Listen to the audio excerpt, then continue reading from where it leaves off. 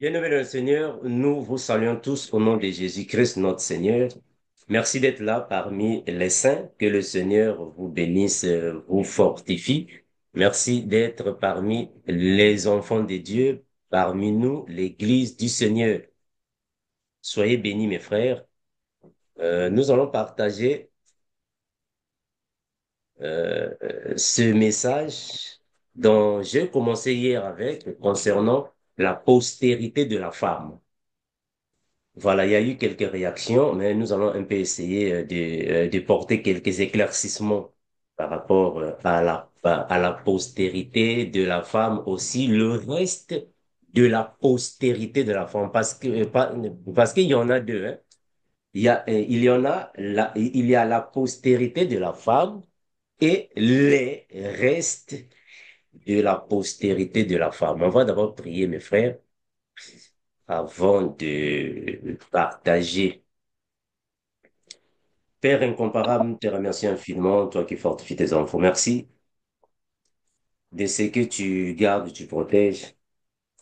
Nous te remercions, Seigneur Jésus, de ce que tu es avec nous, de ce que tu diriges tes enfants. Merci infiniment pour toutes choses. Merci de ce que tu as voulu que nous soyons encore ici pour partager le pain. Fortifie-nous encore et toujours, car il n'y a que toi qui demeures parmi ton peuple. Car protège encore et toujours. Ton puissant nom, nous allons prier, nous disons Amen. Salutations à tous mes frères et toutes nos sœurs, que le Seigneur vous bénisse. Eh bien, mais hier, j'avais fait un direct dans lequel j'ai parlé sur la postérité de la femme. Bon, ce qui est vrai, il y a aussi les restes de la postérité. Alors, que cela ne crée pas de confusion, mais la Bible va nous aider afin que nous puissions un peu alors lire dans les Écritures. Or, nous demandons aux frères, à Papa Belvaux de nous aider. Ah ben, je ne sais pas si tu es disponible. Oui, oui, je suis là. Voilà. Donc, nous sommes dans Genèse chapitre 3. Le verset 15.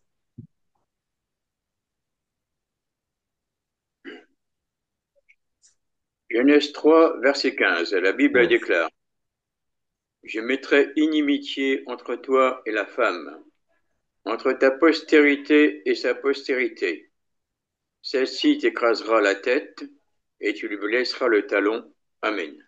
Gloire à Jésus. Donc, mes bien-aimés, ici, on va comprendre que la Bible nous parle de la postérité de la femme, la postérité de la femme. Mais quand on va prendre Apocalypse, on va comprendre que là-bas, on nous parle des restes de la postérité. Là, nous sommes dans Apocalypse chapitre 12, le verset 17. Apocalypse 12, 17.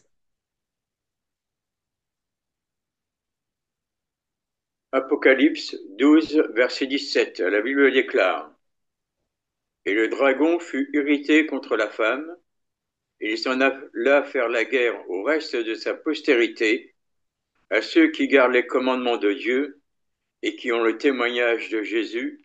Amen. Gloire à Jésus.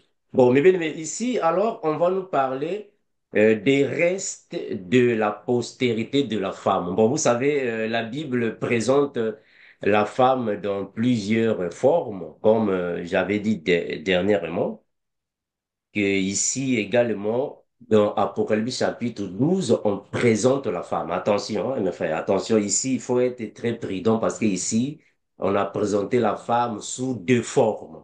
Il faut faire très attention. Ça va. Donc, quand nous allons prendre le verset 13, pas Belvaux, le verset 13, nous sommes tous dans Apocalypse 12, mais prenons le verset 13. Apocalypse 12, verset 13. Bible déclare, quand le dragon vit qu'il avait été précipité sur la terre, il poursuivit la femme qui avait enfanté l'enfant mâle. Amen. Gloire à Jésus. Bon, mais bien, mais ici, vraiment, il faut comprendre que la femme ici n'est pas réellement la femme, ça va. La femme n'est pas réellement une femme physique. Ici, la femme, c'est tout un peuple. Ce sont les personnes, ça va. J'espère qu'on avait déjà expliqué ça dans l'une des vidéos. Je ne veux pas faire la répétition pour ne pas prendre beaucoup de temps. Moi, ce qui m'intéresse ici, ce sont les restes de la postérité. C'est ce que nous allons parler ici. Continue, Pablo, jusqu'au verset 17.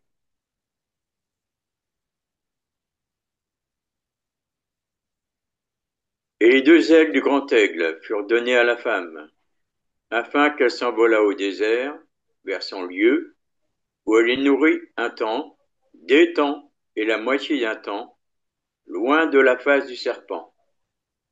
Et de sa bouche, le serpent lança de l'eau comme un fleuve derrière la femme, afin de l'entraîner par le fleuve. Et la terre secourut la femme, et la terre ouvrit sa bouche, et engloutit le fleuve que le dragon avait lancé de sa bouche. Et le dragon fut irrité contre la femme, et il s'en alla faire la guerre au reste de sa postérité, à ceux qui gardent les commandements de Dieu et qui ont le témoignage de Jésus. Amen. Gloire à Jésus. Bon, mais bien, mais comprenons que ici, dans ce passage ici, nous ne sommes pas ici pour décortiquer le passage parce qu'on avait déjà fait cela. Pour ne pas perdre beaucoup de temps, on ne va pas faire la répétition. On veut seulement ici comparer pourquoi dans Genèse, il y a la postérité de la femme. Mais dans Apocalypse, il y a les restes de la postérité. C'est très important. C'est très important. On va relire le même passage avec, je crois, une autre version de Bible. Frère Rubin, tu as une autre version de Bible là-bas, frère Rubin? Tu as une autre version de Bible? Apocalypse, oui, oui, Pour 12 et 17. Qu'est-ce qu'on dit là-bas dans ta version? 12-17. Hein? Soyez donc dans la joie, vous, le ciel et les habitants.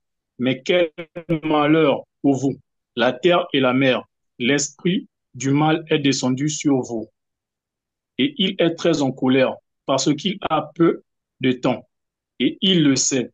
Quand le dragon voit qu'il a été jeté sur la terre, il poursuit la femme qui a mis au monde un garçon. Mais la femme reçoit les deux ailes du, les deux ailes du grand aigle. Elle, elle peut donc s'envoler dans le désert, à l'endroit préparé pour elle, loin du serpent. Là, elle reçoit de la nourriture pendant 3 ans et demi. Alors le serpent cracha de l'eau comme le fleuve derrière la femme, pour que l'eau l'emporte. Mais la terre revient aider la femme. La terre s'ouvre et elle avale le fleuve que le dragon a craché.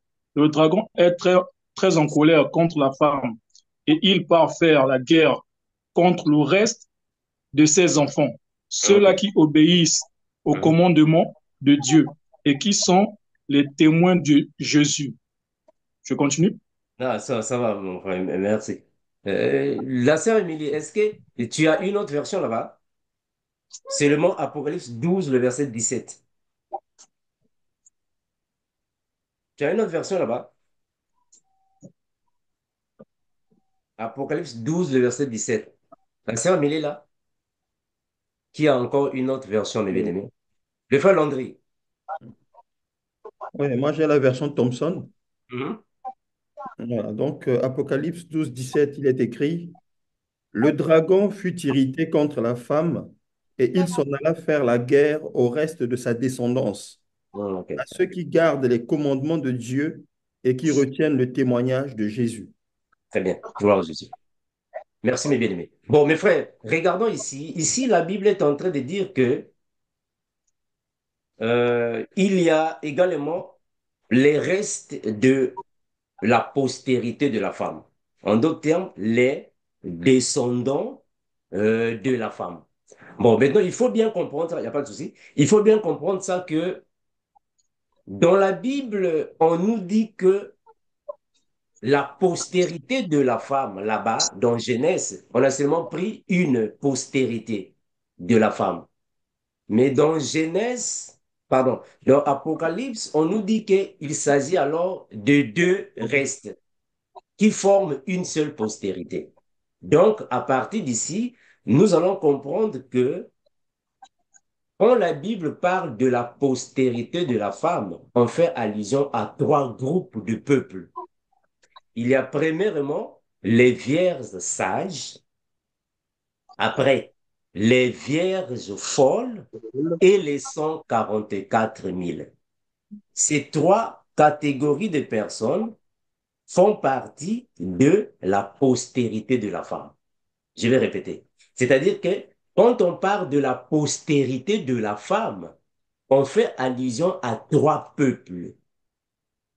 Là, nous avons les vierges sages, les folles et les 144 000. Maintenant, on va comprendre que une fois que le Seigneur revient, il vient prendre les sages qui vont monter. En d'autres termes, il y a eu alors cette épouse qui va se diviser en deux. Une partie va monter, mais l'autre partie reste. La partie qui reste, on comprend que ce sont les 144 000 et les vierges folles. Tout ça aussi forme la postérité de la femme. Voilà pourquoi ici, on va nous dire que, je vais relire ça, on va nous dire que le dragon s'en alla combattre le reste de ses descendants, ceux qui obéissent au commandement de Dieu et ceux qui sont fidèles à la vérité révélée par Christ. Ici, nous avons deux peuples, les 144 000 et les vierges folles. Donc, ce sont ce peuple-ci qui forment la postérité de la femme. Mais ce qui est vrai, une partie de cette postérité qui va monter au ciel.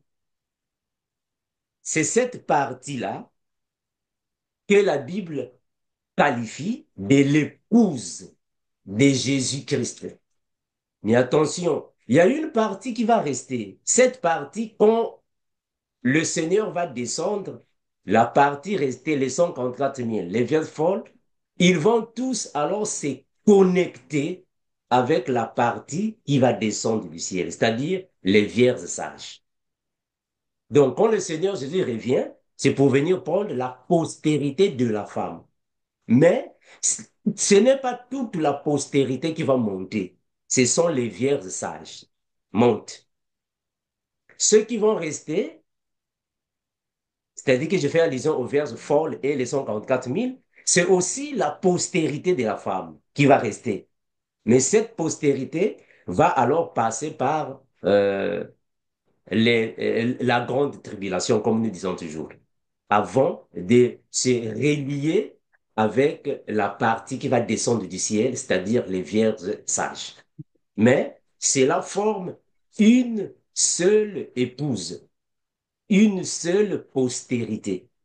Parce que c'est ce que le frère Paul a dit. Le frère Paul n'a pas dit que il a présenté à Christ deux épouses. Non. Il a dit qu'il a présenté une seule épouse. Hein? Une seule épouse. Frère Belvaux, nous sommes dans la Bible. Il a présenté une seule épouse à Christ. Ils ne sont pas deux. Mais sauf que il y aura une partie qui va rester, l'autre partie qui va monter. 2 Corinthiens 11, 2. 2 Corinthiens 11, 2.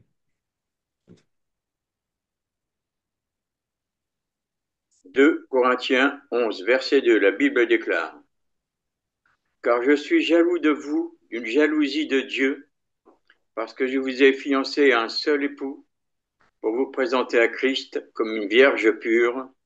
Amen. Voilà Jésus. Mais bien, est-ce que ici nous voyons que il y a une seule épouse. Il n'y a pas deux épouses. Il y a une seule épouse. Mais sauf que ce n'est pas toute l'épouse qui va directement monter. Non. Il y aura une partie qui va rester. Ce sont les choses que nous disons déjà. Donc, la partie qui va rester aussi, c'est aussi la postérité. Attention, la partie qui reste, je fais allusion aux vierges folles et aux 144 000. C'est aussi la postérité de la femme. En d'autres termes, la postérité, mais qui est divisée en deux. Les 144 000 d'Israël et les vierges folles des nations vont se réunir pour rejoindre les vierges sages, pour former une seule épouse, un seul peuple, une seule postérité. Ça, c'est la postérité de la femme. C'est ça la postérité de la femme. Donc, quand la Bible dit que c'est la postérité de la femme qui va alors écraser la tête du diable, effectivement, c'est eux qui vont alors le faire. C'est-à-dire que c'est nous qui allons le faire, mais il y a une partie qui va rester. Cette partie aussi va aussi vaincre Satan, parce que cette partie aussi a reçu le pouvoir de Jésus comme les vierges sages. Les vierges sages ont reçu le pouvoir de Jésus dans Luc 10, 19. Pas même, Luc 10, 19. Qu'est-ce qu'on dit là-bas? Luc 10, 19. Luc 10, verset 19. La Bible déclare, Voici, je vous ai donné le pouvoir de marcher sur les serpents et les scorpions et sur toute la puissance de l'ennemi, et rien ne pourra vous nuire. Amen. Très bien. Donc, ici, c'est le pouvoir que la postérité de la femme va recevoir. Mais on va comprendre que les vierges sages vont monter et l'autre partie reste va alors succomber ou soit vont traverser parce qu'il y a deux parties, la grande tribulation. Et eux aussi vont aussi vaincre le diable. Nous sommes dans Apocalypse 12, le verset 10 à 11.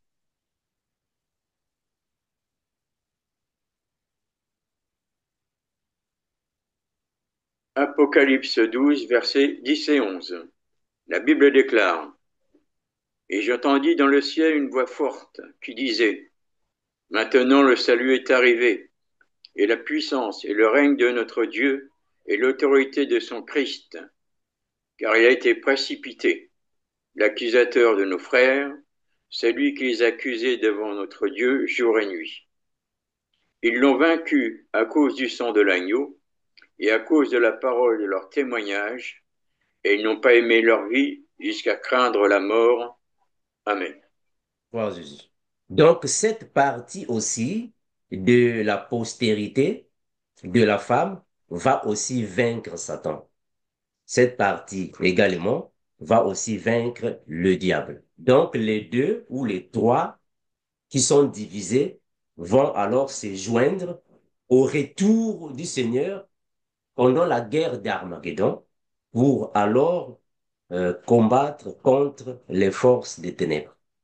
Voilà, donc c'était seulement cette précision que je voulais apporter concernant la postérité de la femme et les restes de la postérité de la femme. Père, merci infiniment, toi qui bénis, garde, protège. En toi, nous nous conformons parce qu'il n'y a que toi qui nous connais tel que nous sommes. Merci pour ta parole. Garde encore toujours ton puissant nom de notre prière, nous disons. Amen. Bon, bébé, mais j'espère que vous pouvez avoir quelques questions concernant le direct d'hier ou la postérité de la femme ou le reste, vraiment, s'il y a des questions concernant ce sujet-là, la postérité de la femme, le reste, les restes de sa postérité, vraiment, nous pouvons toutefois évoluer. Hier, j'avais reçu une question, celle de savoir est-ce que Ève a été sauvée, ou soit Ève sera sauvée, comme la question est. Mais oui, le frère Paul l'a confirmé, non? Le frère Paul a confirmé que la femme avait reçu une condition. Avec cette condition, elle devrait devenir mère et persévérer dans la foi. Donc, c'était la condition que Dieu avait donnée à Ève. Donc, nous croyons que oui, Ève sera sauvée parce que Ève a gardé la foi. Vous allez voir même que quand Ève a eu son fils Seth, Ève avait remercié le Seigneur.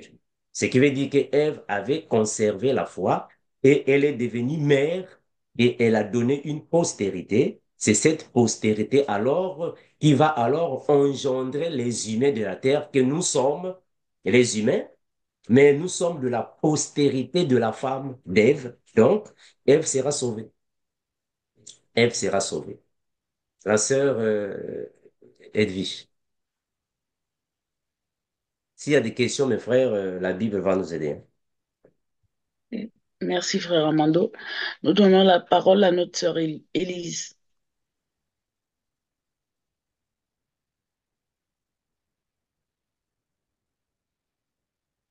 Sœur Élise, ton micro est encore fermé. Bonsoir, mes bien-aimés. Frère Salut. Amando, on a une préoccupation au niveau de Ève. Hein? Et la question posée est de savoir, par rapport à la révélation, si Ève représente Israël aussi avant la désobéissance. Merci, bien-aimé. Bon, mais bien aimé, vraiment, la Bible nous convainc que Ève, c'est l'ombre de l'Église, hein. C'est ce que la Bible nous convainc. Alors, nous comprenons que l'Église n'est pas seulement Israël. Et en plus, on a de la peine à croire que Ève, c'est Israël parce que Israël n'ira pas au ciel. Israël va rester sur la terre. Or, Ève sera sauvée. Alors, la Bible convainc que Ève, c'est l'image de l'Église. C'est ce que la Bible dit. Et que Adam est l'image de Jésus. Alors, dire que Ève, c'est l'image d'Israël, maintenant, où seront les nations? Or, Ève est l'image de l'Église. Alors, quand on parle de l'Église, on fait allusion à tous les enfants de Dieu. On ne fait pas seulement allusion à Israël. Donc, on a du mal à comprendre que Ève représente Israël. Vraiment, ça n'a pas de sens. Il faut plutôt dire que Ève représente l'Église. Et quand on parle de l'Église, on fait allusion à l'Église corps de Christ. Donc, y compris tous ceux qui vont recevoir Christ parmi le peuple d'Israël. J'espère que vous voyez là où je suis. J'espère que vous voyez là où je suis. Que Ève, c'est l'image de l'Église, en fait. On va prendre un passage. La Bible va nous aider. Ève, c'est l'image de l'Église, mes frères. Donc, on ne peut pas dire que Ève, c'est l'image d'Israël. Vraiment, ça ne va pas donner. Parce qu'il faut que la révélation soit conforme à la lettre. La révélation doit correspondre à la lettre. Puisque Ève est la femme d'Adam, donc Ève, c'est l'Église. Alors si nous disons que Ève, c'est Israël, donc c'est Israël qui est l'épouse de Jésus. Maintenant, les nations, ah, là, nous sommes bloqués.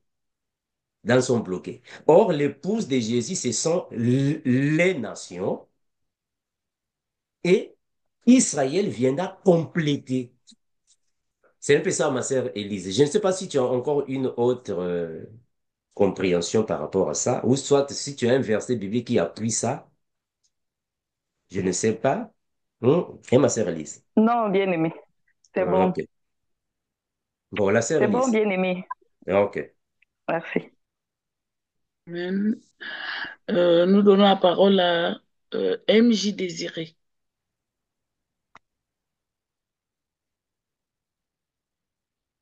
Oui, bonjour, je me présente. Je n'ai jamais ouvert ma caméra, c'est la première fois. Ok. Mhm. Je suis une invitée de la sœur Pauline. Oh, salutations. Merci d'être parmi nous. Merci, Oui, sœur Pauline, pour l'avoir amené. Merci, gloire à Dieu. soyez bénis. En Merci. fait, je ne sais pas, la question est dans le sujet.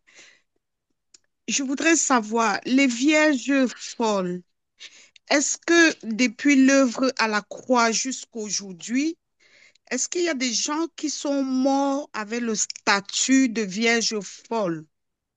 Ou bien les vierges folles, ce sera seulement après l'enlèvement? Merci pour la question, ma sœur. Non, en fait, pour l'instant, on ne connaît pas qui est vierge folle et qui est vierge sage. On ne connaît pas. Ce que nous connaissons aujourd'hui est que il y a l'épouse de Christ qui est dans le monde, mais on ne connaît pas qui et qui font partie. Alors, Oui, la notion des vierges sages, c'est par rapport à l'enlèvement de l'Église. Quand le Seigneur reviendra, l'Église va monter. Ceux qui vont monter, c'est eux qui sont les sages. Mais pour l'instant, on ne sait pas si le frère Landry est sage, si le frère Landry est... On ne sait pas. C'est quand la personne monte, c'est là qu'on saura en réalité, c'est eux les sages. Maintenant, les vierges folles, on ne connaît pas qui est folle. Nous connaîtrons les folles, c'est pendant l'enlèvement de l'Église et la guerre, la grande tribulation. Parce que quand l'Église va monter, attention, quand on dit l'Église va monter, cela ne signifie pas dire tout le monde. oui, Seulement les sages vont monter. Alors, quand l'Église, parce que en réalité, avec la précision, quand on dit que l'Église va monter, en réalité, ce n'est pas toute l'Église. oui. À vrai dire, quand quelques enfants de Dieu vont monter, ah là c'est clair, parce que tout le monde ne va pas monter. Quand quelques enfants de Dieu vont monter, il y a ceux qui vont rester sur la terre. Ceux qui resteront sur la terre, nous ne savons pas qui sont-ils. Et tous les chrétiens, soi-disant chrétiens, qui vont rester après l'enlèvement, ne sont pas encore les vierges folles. On reconnaît les vierges folles et tous ceux qui sont dans les nations qui vont refuser la marque de la bête et qui seront tués à cause de leur témoignage et la parole de Jésus. C'est là qu'on va parler des vierges folles. C'est eux qui Ah, sont les vierges folles. Ça va. Donc pour donc, l'instant, on ne sait pas qui est vierge folle, qui est vierge sage. On ne sait pas. Ça va, je ma veux sœur? dire, je m'inquiète parce que j'ai perdu des êtres chers. Mhm. Et parfois, je pense à eux. Donc, je me dis, est-ce que, par exemple, il y a 15 ans, quelqu'un est décédé en étant vierge folle? Non, C'est non, ça n'a possible. pas de sens. Ça n'a pas de Ah, sens. C'est-à-dire que pour l'instant, on ne connaît pas qui est vierge folle. On ne connaît pas. ok. Alors, tous ceux qui sont morts avant l'enlèvement de l'Église, avant l'avènement de Christ, tous ceux qui sont morts, s'ils sont morts dans le Seigneur, donc ils sont dans le repos. Ok, Dans le ok. repos, ils attendent l'enlèvement de l'Église. Mais Oui, tous ceux qui ne sont pas morts dans le Seigneur, malheureusement, ils sont dans les tourments. Dans les ok, tourments, ils attendent alors que le Seigneur vienne établir le jugement. Après, ils iront malheureusement dans la vallée de Béninon. oui, Donc, ok, pour l'instant, personne ne peut déterminer et qui est allé où, à moins que le Seigneur ne lui révèle. Mais on n'a pas encore la notion des vierges folles et des vierges sages. ok. Ça va, ma sœur? Merci beaucoup. Merci, mon frère. Soyez bénis. Gloire à Jésus. Merci, Merci. merci d'être parmi nous.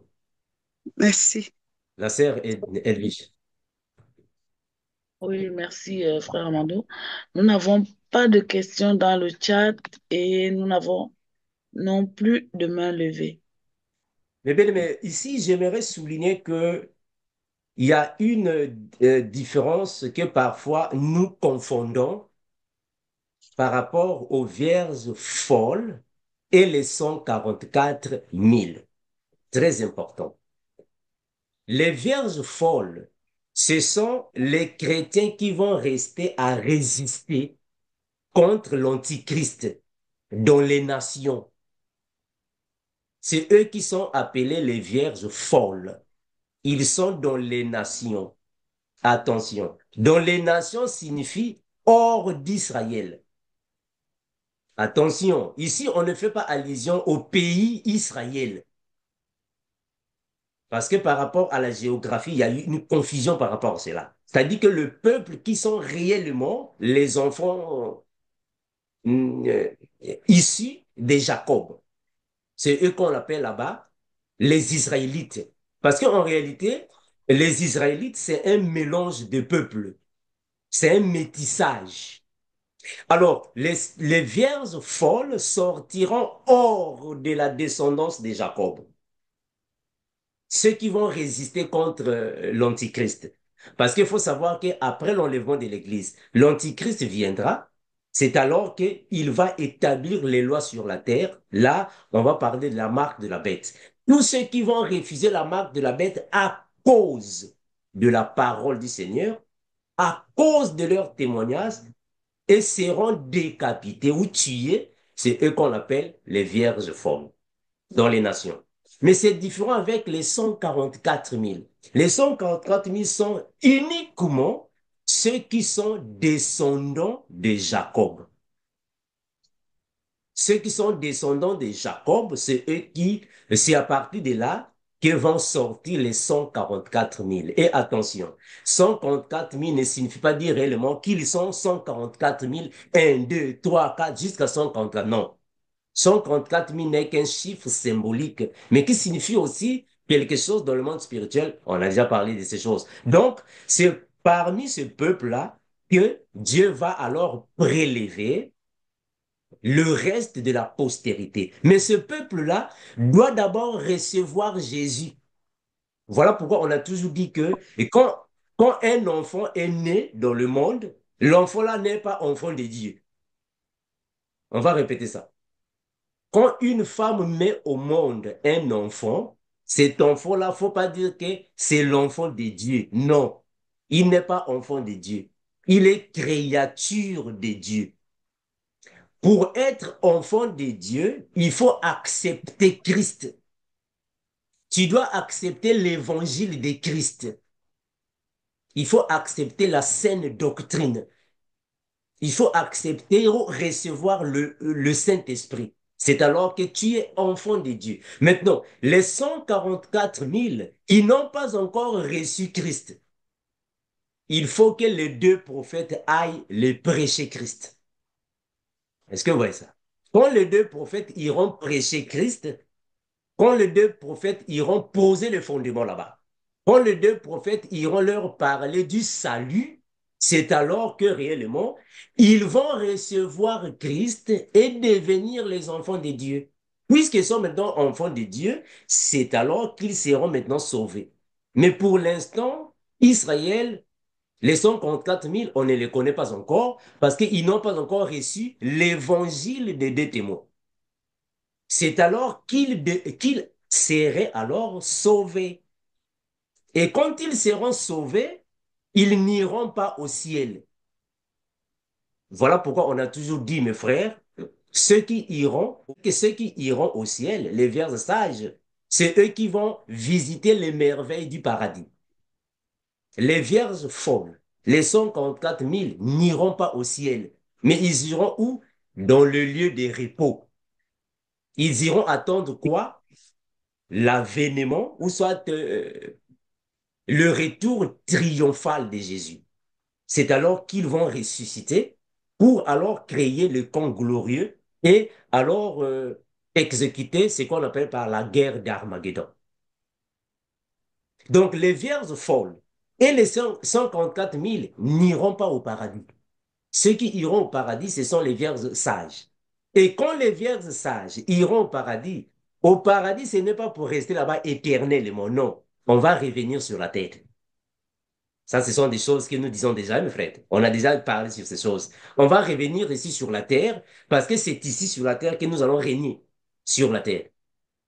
Et quand il y aura le millénium, il faut comprendre que dans le millénium, il y aura aussi des personnes qui n'auront pas Jésus. Parce que le Seigneur Jésus va faire le tri. Il va trier ceux qui vont entrer dans le millénium et ceux qui ne vont pas entrer dans le millénium. Et le millénium, ce n'est pas l'éternité.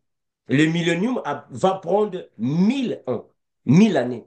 Et après viendra guerre de Gog et Magog et après viendra alors l'éternité. Il faut vraiment comprendre cette marche, mes frères, avant de mieux comprendre la postérité de la femme. C'est très important. La sœur Élise. Merci, frère Amando, pour l'explication. Nous donnons la parole à notre sœur Eva. Bonsoir, bien-aimé, bonsoir. Salut, sœur. Euh, Ma question, c'était, quand le frère Amando parlait des créatures, oui, Mhm. euh, des personnes qui mettent au monde, oui, ça je comprends, mais et pour les chrétiens qui font leurs enfants, les enfants, c'est quoi leur statut en fait, les petits-enfants, quoi. Moi, en ce moment, j'ai une fille de 6 ans, bon, qui me suit, hein, qui me suit dans tout ce qui est la prière et la lecture de Bible, mais vu qu'elle n'a pas encore la conscience d'accepter Jésus, elle ne sait pas si, par exemple, elle meurt. Elle est dans l'état de créature ou elle est dans l'état d'une chrétienne. Ça, je Mer- voudrais comprendre. Merci, ma sœur Eva.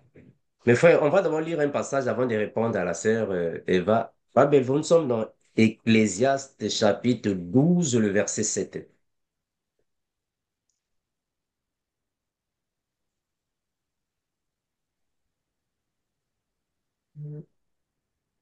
Ecclésiaste 12, verset 7. Avant que la poussière retourne à la terre, comme elle y était, et que l'esprit retourne à Dieu qui l'a donné. Gloire à Jésus. Le frère Ruben, dans ta version, on va juste comparer les versions des Bibles, hein. Cela va nous aider. Ecclésiaste 12, verset Verset 7. 7. La poussière retourne à la terre d'où elle vient. Le souffle de vie retourne à Dieu qui l'a donné. Amen. Gloire à Jésus. Amen.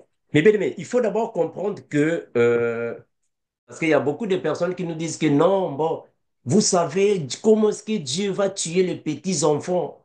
Les petits-enfants n'ont rien fait de mauvais. Mes frères, vous savez, nous pouvons avoir pitié des personnes, mais celui qui a créé ces personnes, il fait ce qu'il veut. Rappelez-vous qu'il y a eu le déluge. Au temps du déluge de Noé, il y avait des petits-enfants, il y avait des femmes enceintes, mais Dieu a détruit la nature. Rappelons-nous que au temps de Moïse dans Égypte, il y avait des petits-enfants. Il y avait des femmes enceintes, mais Dieu a quand même détruit. Il a quand même saccagé là-bas. Rappelons-nous qu'au temps de Lot, il y a eu Sodome et Gomorrhe et Dieu a saccagé là-bas. Il y avait des petits-enfants là-bas. Donc, il ne faut pas croire que aujourd'hui, comme on nous disait dans les églises, quand tu mets un enfant au monde, alors c'est un saint enfant, il est saint. Cet enfant-là est saint. Hein, quand l'enfant meurt, il va au ciel. Non, c'est pas ça, mes frères. Un enfant qui vient dans le monde n'est pas encore saint. Il n'est pas encore saint. Un enfant qui est venu dans le monde ne va pas forcément aller au paradis. Hein. Avant d'aller au paradis, il faut avoir la sémence de Dieu. Mais il ne faut pas confondre que nous avons la chair, le corps et l'esprit. Quand nous étions esprit, voilà pourquoi la Bible dit que esprit retourne. Donc ce n'est pas le corps qui retourne, mais c'est l'esprit. Ça va.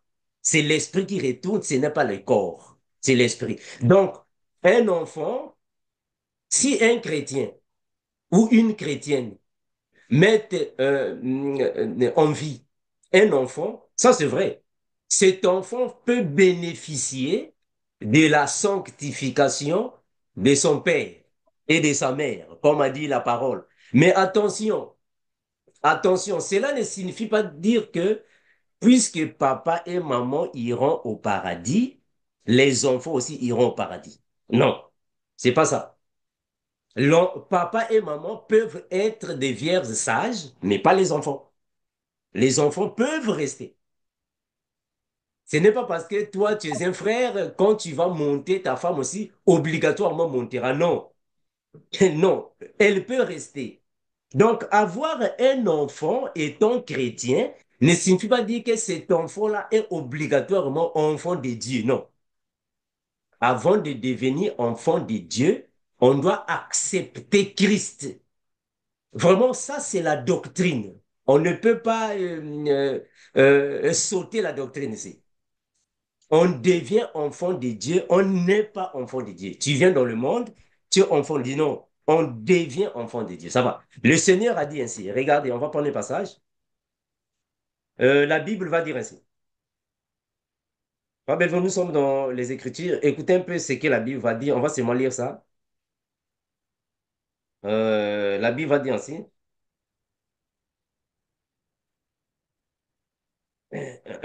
La Bible va dire ainsi. On va seulement lire ce passage ici pour confirmer que, bon, nous sommes dans Luc 17, 34. Luc 17, 34. Luc 17, verset 34. La Bible déclare, je vous le dis, en cette nuit-là, de deux personnes qui seront dans un même lit, l'un sera pris et l'autre laissé. Voilà. Amen. Merci, Papa Velo, on s'arrête. Ici, le Seigneur Jésus est en train de confirmer que ce n'est pas parce que, bon, disons que bon, nous sommes un couple. Quand l'homme va monter, la femme aussi va monter. Et quand papa va monter, les enfants. Non, non, c'est pas ça. C'est pas ça. Papa et maman peuvent monter, les enfants vont rester. L'homme peut monter, la femme va rester. Donc ici, ce n'est pas une question, bon, parce que moi je suis chrétien, ma femme aussi est chrétienne, donc nos enfants à nous, ce sont déjà les enfants de Dieu. Non, c'est pas ça. C'est pas ça. On devient enfant de Dieu. Il faut accepter Christ. Et quand on devient enfant de Dieu, on doit s'assurer que l'esprit a la sémence de Dieu. Très important. Continue, Pablo. Continue. De deux femmes. De deux femmes qui moudront ensemble, l'une sera prise et l'autre laissée. Continue. Que Deux deux hommes. hommes, que deux hommes qui seront dans un champ, l'un sera pris et l'autre laissé. Voilà. Donc, cela ne signifie pas dire que, bon, parce que nous sommes un couple, nous sommes des chrétiens, un couple, alors les choses vont arriver de la sorte que nous allons tous monter ensemble parce que nous sommes tous les enfants de Dieu. Non, c'est pas ça. C'est pas ça. Ça va. Donc, avoir des enfants ne signifie pas dire que parce que nous sommes des chrétiens, alors automatiquement, nos enfants sont les enfants de Dieu. Non. Avant de devenir enfant de Dieu, il faut que tu puisses subir la naissance spirituelle. Il faut être né spirituellement. Or, la naissance spirituelle, c'est Dieu qui la donne à la personne qui a déjà sa sémence. Voilà pourquoi à Golgotha, il y a eu un pécheur, un voleur qui a reçu la grâce que Dieu, Jésus-Christ l'a faite, mais parce qu'il avait la sémence de Dieu. Mais pourquoi l'autre là n'a pas reçu la grâce? Il y avait deux voleurs, non?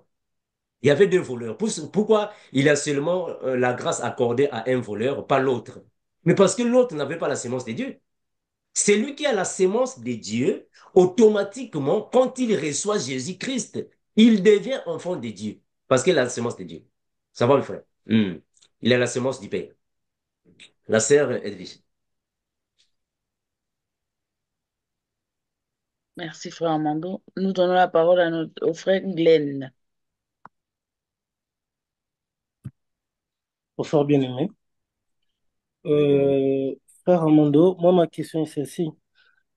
Lorsque vous avez dit que les 144 000, ils n'ont pas encore reçu Jésus lorsque les deux témoins viendront. Maintenant, est-ce que lorsque les deux témoins viendront, ils viendront aussi pour prêcher aussi aux vierges folles ou bien juste aux 144 000 ou bien les deux? Merci. Non, les deux témoins, ce sont les deux prophètes qui auront l'esprit d'Élie et de Moïse. Carrément, on comprend que c'est uniquement pour Israël. Uniquement. Les deux témoins sont uniquement ou seront uniquement envoyés pour Israël. Uniquement. Parce que la Bible va confirmer ça ainsi, mes frères. On va lire ça. Nous sommes dans Apocalypse. Apocalypse va confirmer que les deux témoins sont uniquement pour Israël. Ils ne viendront pas dans les autres nations, mais ils viendront uniquement pour Israël. Apocalypse chapitre 11. Chapitre 11. Commençons à partir du verset 1er jusqu'au verset 3e. Apocalypse 11, versets 1 à 3. La Bible déclare: On me donna un roseau semblable à une verge en disant: Lève-toi et mesure le temple de Dieu, l'autel et ceux qui y adorent. Mais le parvis extérieur du temple, laisse-le en dehors et ne le mesure pas, car il était donné aux nations et elles fouleront aux pieds la ville sainte pendant 42 mois. C'est très clair. Est-ce que vous voyez ça, me frère? C'est clair. Ici, le frère Jean est en train de préciser que les nations fouleront aux pieds la ville sainte. Or, la ville sainte, c'est Jérusalem. Les nations signifient les païens. Or, les deux témoins iront uniquement pour la ville, c'est-à-dire que dans la ville sainte, en d'autres termes, à Jérusalem, pour prêcher les Israélites. Donc, les deux témoins iront uniquement pour, c'est-à-dire ils viendront uniquement pour Israël. Uniquement pour Israël. On peut même descendre pour comprendre. Prenons le verset, voilà, le verset qui suit, le verset 8. Le verset 8. Pardon, 7 et 8, mon frère. 7, 8 et 9. Apocalypse 11, versets 7 et 8. La Bible déclare: Quand ils auront achevé leur témoignage, la bête qui monte de l'abîme leur fera la guerre, les vaincra et les tuera. Et leurs cadavres seront sur la place de la grande ville, qui est appelée, dans un sens spirituel, Sodome et Égypte, la même où leur Seigneur a été crucifié. Amen. Gloire à Jésus. Est-ce que vous voyez ça? Donc ici, le frère Jean est en train de préciser que les deux témoins seront tués. Par qui? Par la bête qui monte de l'abîme. Or, la bête qui monte de l'abîme n'est rien d'autre que l'Antichrist. Parce que c'est lui qui sera possédé vraiment du diable. Il va ressusciter. C'est lui qui va les tuer. Mais quand il va les tuer, on comprend que ici, ils seront alors exposés. On va exposer leurs cadavres là où a été crucifié leur Seigneur. En d'autres termes, à Golgotha. Donc, on comprend ici que on donne les traces d'Israël. Donc, les deux témoins viendront uniquement pour le peuple d'Israël. Pourquoi? C'est pour venir leur enseigner l'évangile de la grâce parce qu'ils n'ont pas le salut. Donc, c'est eux qui vont recevoir le salut parce que nous disons déjà que Israël n'a pas le salut. Le salut est allé vers les nations. Ils vont recevoir alors l'évangile pendant le ministère des deux témoins. C'est alors que ceux qui vont recevoir cet évangile-là, ils seront sauvés. Mais ceux qui ne vont pas recevoir cet évangile, malheureusement, la grande tribulation va emporter leur vie après avoir accepté l'offre satanique qui est la marque de la bête. Mes frères, on a toujours dit que la marque de la bête n'a pas encore eu lieu, hein, mes frères. Même s'il y a des gens qui disent que non, mais la marque de la bête, non, la marque de la bête n'a pas encore eu lieu. Parce qu'on ne peut jamais avoir la marque de la bête maintenant, alors que l'Église est sur la terre. Ça n'a pas de sens.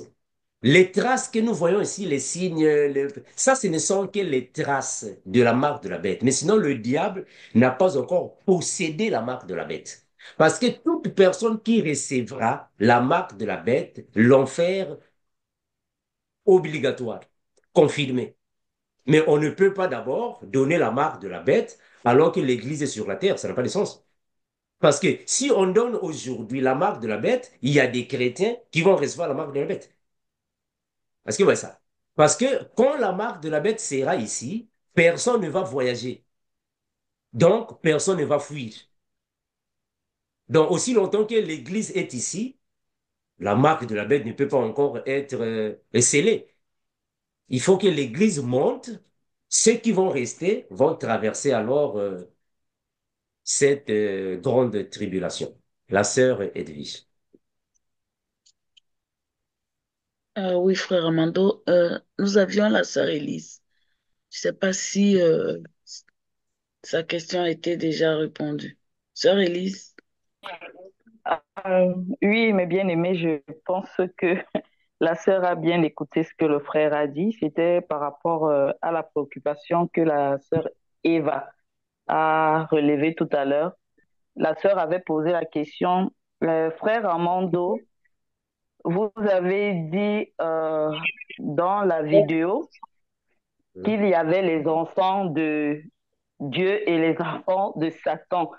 La sœur demandait donc si c'est selon l'esprit que nous disons qu'il y a des enfants de Satan ou c'est par la création, parce que Satan Ah, ne peut pas créer quelqu'un.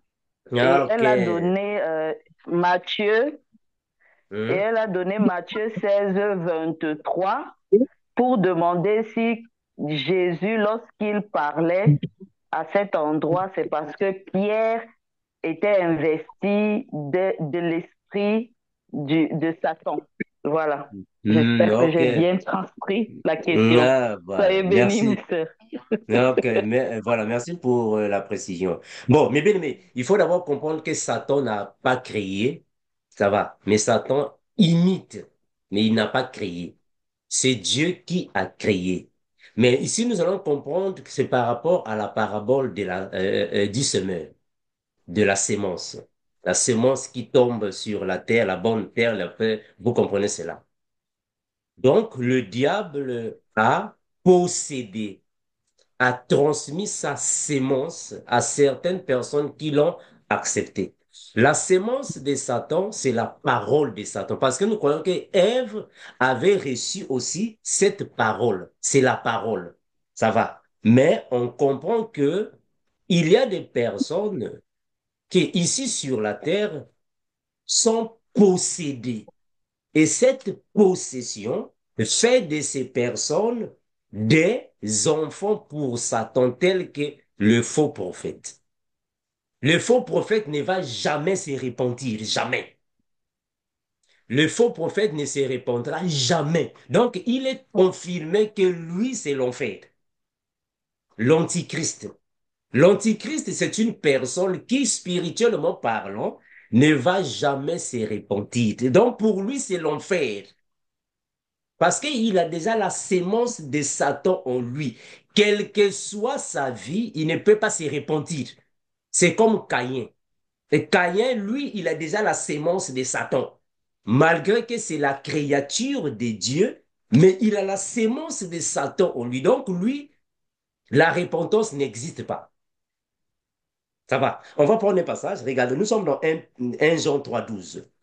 1 Jean 3,12. 1 Jean 3,12. 1 Jean Jean, 3,12. 1 Jean 3, verset 12. La Bible déclare, et ne pas ressembler à Caïn, qui était du malin et qui tua son frère.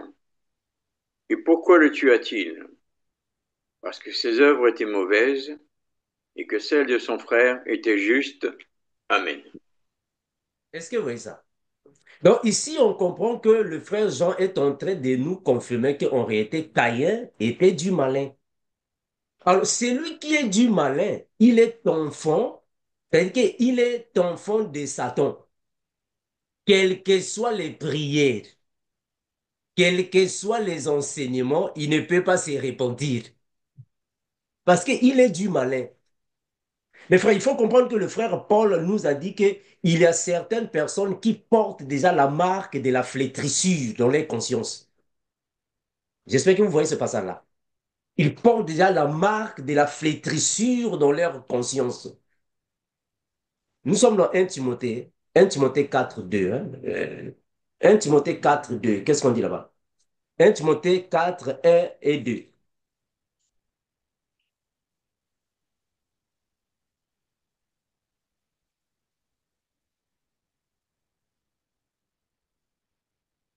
Non, le micro est fermé. Timothée 4, versets 1 et 2.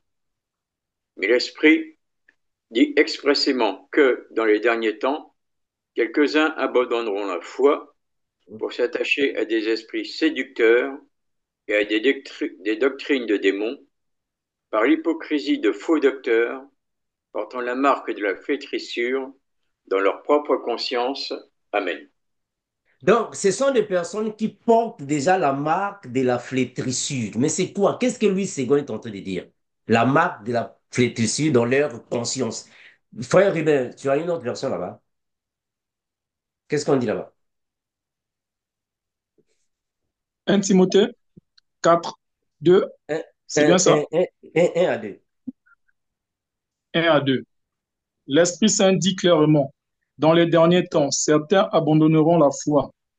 Ils suivront des idées fausses et des enseignements qui viennent des esprits mauvais, des gens faux et menteurs, des trompeurs par leurs paroles. Ces gens-là ont la conscience marquée par leurs erreurs, comme au fer rouge. Amen. Est-ce que vous voyez ça? Comme au fer rouge. On va revenir, mes frères. Un jour, on va en parler. Je vais relire ici. Ils se laisseront égarer par des gens hypocrites et menteurs à la conscience marquée au fer rouge. Cela signifie quoi? Un jour, nous allons revenir, nous allons en parler. Non, mes frères, il faut comprendre qu'il y a déjà des personnes qui ont reçu déjà la sémence satanique, et telles que les géants. Vous voyez les géants dont la Bible parle, qu'il y a eu des anges qui ont eu des relations avec les humains et ils ont mis au monde des géants. Un géant, mes frères, quelles que soient tes connaissances bibliques, tu ne vas jamais le faire repentir. Un géant, quelles que soient tes connaissances bibliques, quelles que soient tes prières, le Seigneur leur a déjà préservés pour la perdition. Parce qu'il faut comprendre qu'ici sur la terre, mes frères, il y a des personnes que le Seigneur a déjà préservées pour la perdition. Le Seigneur les a déjà gardées pour la perdition. Ces personnes-là ne peuvent jamais se repentir parce qu'ils sont destinés à la perdition. C'est eux qu'on appelle par les enfants de Satan. Ils ont pour Satan leur père. Ça va. Donc, c'est dans le sens spirituel qu'ils ont la sémence satanique en eux et ils ne peuvent plus se repentir, ils ne peuvent pas se repentir. La sœur Élise. Oui, frère Amando, nous avons la question de la sœur Émilie qui demande si tu pouvais expliquer le passage. Oups, un instant. C'est dans le chat, frère. Je ne vois pas ça. Ok. Car le mari non-croyant est sanctifié par la femme et la femme non-croyante est sanctifiée par le frère. Amen. Autrement, vos enfants seraient impurs, tandis que maintenant, ils sont saints. Le 1 Corinthiens 7, verset 14. Très bien, gloire à Jésus. Mes frères, vous savez, quand un homme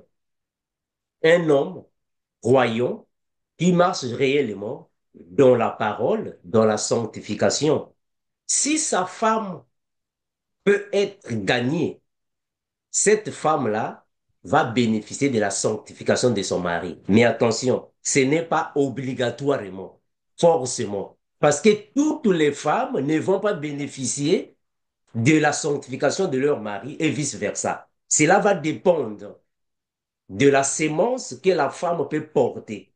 Parce que tu peux être chrétien et ta femme continue dans le péché, dans le monde. Ou vice-versa. Tu peux être chrétienne, mais ton mari continue dans le mauvais. Donc cela n'est pas obligatoirement ou forcément. Cela va dépendre. Parce que le frère Pierre va dire que la bonne conduite de la femme peut gagner son mari. Peut gagner. Mais cela ne signifie pas dire que dans tous les cas, c'est comme ça. Attention, très important. Pas dans tous les cas. Maintenant, l'homme est dans la sanctification si la femme, réellement, à la sémence du père, va bénéficier de la sanctification de son mari et les enfants pourraient alors être sanctifiés. Mais frère, vous savez, on a toujours dit que il ne faut pas comprendre la parole de Dieu à la lettre. C'est-à-dire qu'avec les mots de français, ça va. Ce n'est pas parce que moi, Armando, je presse la parole et obligatoirement, tous mes enfants seront comme moi. Hein, frère, c'est important. Tous mes enfants ne seront pas obligatoirement comme moi. Dieu lui-même connaît et qui il peut rendre comme leur père. Vous connaissez dans la Bible, il y a plusieurs histoires. On connaît Jacques, en fait, Job. Ça va. On connaît Job. On connaît plusieurs histoires dans la Bible. Mais ce n'est pas forcément que ces serviteurs de Dieu, leurs enfants étaient obligatoirement aussi sanctifiés et ils sont morts dans le Seigneur. Attention, cela peut dépendre. Donc, le frère Paul, il peut prendre un cas, il peut prendre une situation, mais cela ne signifie pas dire que dans toutes les situations du monde, ça sera comme ça. Non. Voilà, merci pour l'exemple. Le sacrificateur Élie. Ça va. Élie était un sacrificateur, mais est-ce que ses enfants ont marché comme leur papa? Cela va dépendre. On peut prendre plusieurs exemples. Donc, ce n'est pas parce que dans la Bible, le frère Paul a dit que non, en réalité, la femme peut être sanctifiée, ou soit l'homme et leurs enfants. Et dans tous les cas, c'est comme ça. Non. Parce qu'il faut comprendre, frère, que on peut être pasteur, mais tes enfants vivent dans le péché. Ça va, hein? On peut être prophète, mais tes enfants sont des fumeurs de chanvre, mais tu es prophète. On peut être ministre de la parole, mais tes enfants vont dans les boîtes de nuit. Tu peux être une femme de prière, mais tes enfants vivent dans la fornication. Tu peux être quelqu'un qui mène la vie de sanctification, mais tes enfants vivent dans le concubinage et font l'impudicité. Donc, il ne faut pas penser que puisque le frère Paul a dit dans la Bible que l'homme peut bénéficier de sa femme et vice-versa, et leurs enfants sont saints, alors dans tous les mariages, c'est comme ça. Hein, c'est vrai? Non. Cela va dépendre de la manière que le Seigneur lui-même peut conduire cette famille. Voilà pourquoi il faut toujours persévérer. Il faut toujours demander au Seigneur de faire grâce, que la femme qui est non croyante accepte le Seigneur et vice-versa, et que vos enfants sont toujours conduits par rapport à la parole. Très important. Mais cela n'est pas obligatoirement que le Seigneur va faire que bon, puisque c'est toi qui es le frère X, hein, tu mènes la vie de prière, tu prêches bien la parole, tu as la vie de sanctification, alors tes enfants obligatoirement, non, non, non, cela va dépendre.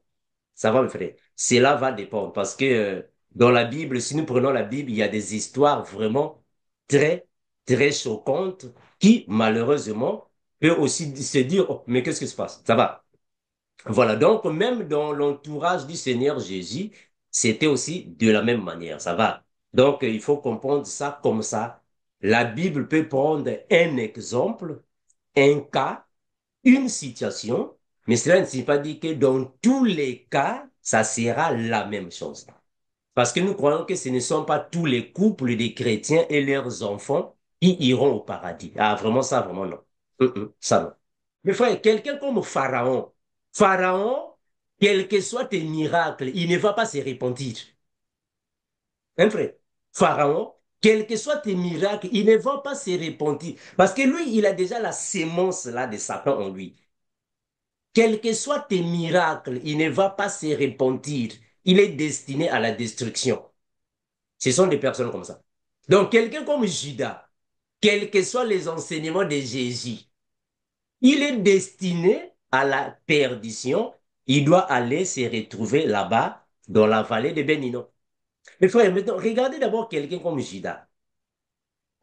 Il était avec Jésus. malgré la grandeur de Jésus. Mais quand même, il a trahi, mais parce que c'était un plan. Celui qui a la sémence de Satan, mes frères, je vous l'assure, celui qui a la sémence de Satan, il ne va pas se repentir parce que lui, il est destiné à la destruction. Vous ne voyez pas Pharaon avec Moïse. Qu'est-ce que Moïse n'a pas fait? Mais est-ce que Pharaon a dit, bon, moi, à partir d'aujourd'hui, j'accepte le Dieu d'Israël? Non, ça va. Parce qu'il avait en lui la sémence satanique, démoniaque. Donc, pour eux, la destination, c'est la destruction. La sœur Edwige. Frère Mando, excusez-moi s'il vous Oui, plaît. oui, mon frère. Est-ce que si c'est le cas, par exemple, avec des démons sont incarnés, Mhm. est-ce qu'on peut savoir des anges qui sont incarnés à notre époque? Mais très bien, un ange est un esprit, non? Un esprit n'a pas de forme. Un ange est un esprit. Un esprit n'a pas de forme. Donc, il ne faut pas penser que quand un ange viendra auprès de toi, il viendra déjà avec les ailes. Tu vas déjà voir les ailes comme un oiseau. Non. Chez Abraham, il a reçu des anges, non? Ça, c'est dans la Bible, non? Abraham a reçu des anges qui sont partis le voir, le rendre visite. Pas seulement Abraham, même Lot. Lot a reçu des anges. Il y a plusieurs exemples dans la Bible. Mais là-bas dans la Bible, Lot n'a pas reçu les anges. Bon, ils sont partis là-bas avec les plumes, avec les ailes. Non, ce sont des personnes. Parce qu'un ange est un esprit qui peut prendre une forme physique. Donc, parmi nous, on peut avoir des anges qui viennent en forme de personnes physiques, comme des personnes vulgaires. Parce que ce sont des esprits. C'est la même chose avec les démons. Ils s'incarnent et ils sont parmi nous, mes frères. Ah, ça, vraiment, il faut retenir ça, que parmi nous, il y a des démons incarnés. Parmi nous. Et ces personnes-là, quel que soit, même si tu prêchais avec un mégaphone, tu commences à crier, il ne va pas se repentir. Lui, destination, la destruction, l'enfer. Ça va, mon frère Guy? Oui, s'il vous plaît. Là, je termine juste par là, excusez-moi. Mais est-ce Mhm. qu'ils savent qu'ils sont des démons ou bien des anges, ces personnes? Non, mais très bien, le diable sait qu'il est diable, non? Ok. Le diable connaît qu'il est diable, non? Hein? Le diable connaît qu'il est diable. Le diable connaît qu'il sera détruit. On va lire ça, regardez. Le diable connaît qu'il sera détruit. On va lire ça, mes frères. La Bible l'a dit. Nous sommes dans l'Apocalypse. La Bible dit ainsi. On va lire ça, mes frères. C'est que la Bible dit. Hmm. Oh, voilà. Euh,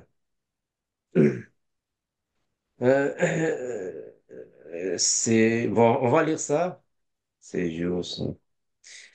On va prendre un passage. Euh, oh, mais bien, mais je suis en train de chercher le passage dans. Bon, j'espère que vous savez ça. Ah, voilà. Voilà, très bien. On va prendre ce passage. Voilà, très bien.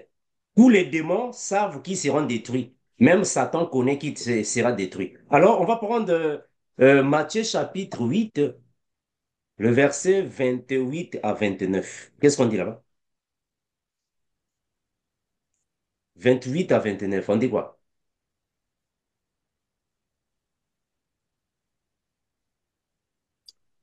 Matthieu 8, versets 28 et 29. La Bible Mhm, déclare, lorsqu'il fut à l'autre bord, dans le pays des Gadaréniens, deux démoniaques, sortant des sépulcres, vinrent au-devant de lui.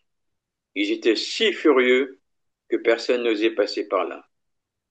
Et voici, ils s'écrièrent, qu'y a-t-il entre nous et toi, fils de Dieu? Es-tu venu ici pour nous tourmenter avant le temps? mhm. Amen. Voilà, est-ce que vous voyez ça? Nous tourmenter avant le temps. Mais quel temps? Donc, les démons savent qu'il y a un temps fixé.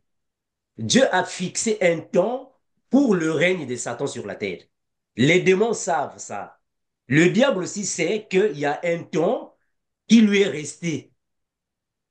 Nous tourmenter avant le temps. C'est quel temps? C'est le temps où le Seigneur viendra les prendre pour la destruction. Parce qu'ils savent qu'il y a un temps qu'ils sont en train alors d'attendre par rapport aux promesses de Dieu. Donc même Satan connaît que son temps viendra. Il connaît ça. Ça va, mes frères. Il connaît ça. Parce que lui-même, il est au courant de ce qui va se passer. Satan connaît.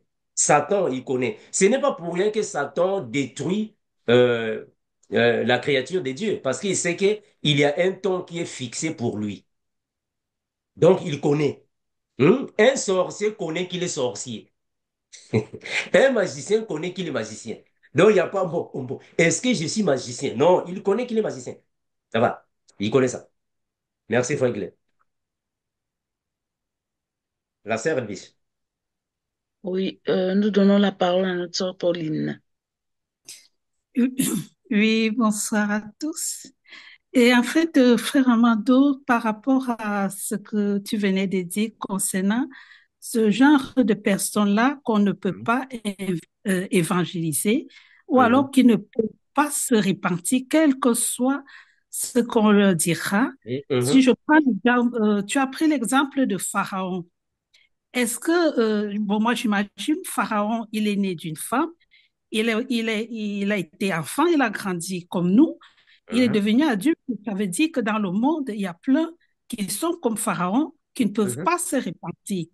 Est-ce que sur base de ça, on peut parler de la prédestination? Nous disons Amen, oui. La prédestination existe, non? Nous croyons que la prédestination existe. Et Dieu a prédestiné. Mes frères, vous savez, ça, ce sont des choses, parfois, il y a beaucoup de gens qui ne croient pas à ça, mais j'aimerais vous dire que pour nous, tuer une personne, c'est un péché. Mais pour Dieu, tuer une personne n'est pas péché. Parce que c'est lui qui les a créés. Il peut encore créer. Ça va. Dieu peut encore créer. Donc pour lui, il connaît qui ira et qui n'ira pas. Qui ira à la destruction et qui ira au salut. Regardez ce que le frère Job va dire. Hein? On va prendre Job. Regardez ce que Job va dire. Ici, c'est le prophète Job qui va le dire. Job va dire ainsi. Parce que les gens pensent que non, bon, mais c'est une personne. C'est une personne. Il faut pas faire mal à une personne. Mais non, mes frères. Pardon, c'est le frère David. Et lisons le frère David. Qu'est-ce que le frère David dit?